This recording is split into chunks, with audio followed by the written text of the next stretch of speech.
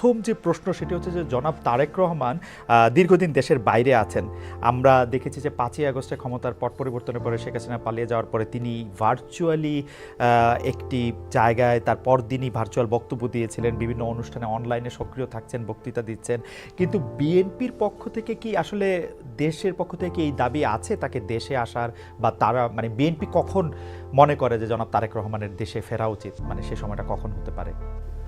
না, এখানে আপনার যে প্রশ্ন আছে তার মধ্যে দু তিনটি আপনার দিক আছে। একটা হচ্ছে আপনার বলছেন যে বিএনপি দাবি তুলছে কিনা। এখানে এখন যে অবস্থা আছে তাতে বিএনপি দাবি তোলার প্রয়োজন নেই। এখন decided by Tarique Rahman himself, এবং পার্টিও সেটাই অপেক্ষা করছে। তার কতগুলো মামলা আছে, যে মামলাগুলো আপনার অনগোয়িং প্রসেসের মধ্যে আছে, কোর্টে আদালতে চলছে। আমরা যেটা সিদ্ধান্ত নিয়েছি যে ওই মামলাগুলো শেষ করেই দেশে আসবেন।